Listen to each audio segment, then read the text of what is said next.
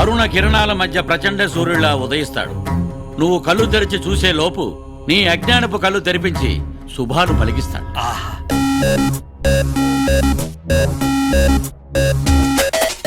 ఎవరేమడిగినా ఇవ్వాలి కదా, అందుకే దేవుడాడు.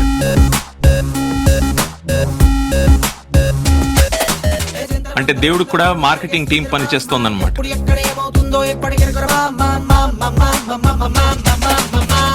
ఈ 50 లక్షలు తీసుకొని నైట్కి నైట్ ఈ స్టేట్ గోడ దుంకి జంప్.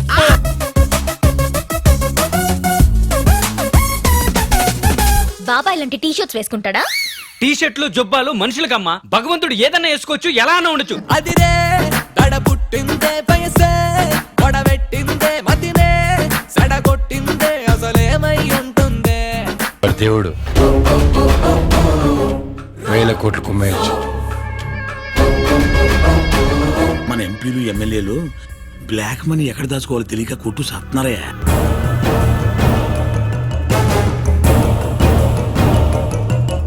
పిచ్చి జనం రా పాపం. ఎప్పుడు వీళ్ళకి ఎవరో వస్తారు ఏదో చేస్తారన్న నిస్సహాయత ఎప్పటికీ పోదు.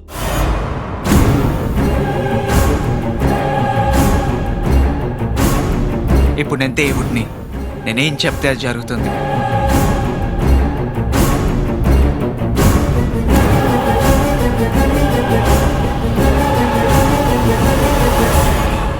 సార్ సార్ సార్ ఏంటి సార్ ఈ అన్యాయం? ఏ పురాణంలో ఉంది సార్ మనిషికి కరెంట్ చౌకిచ్చి చంపేయొచ్చని?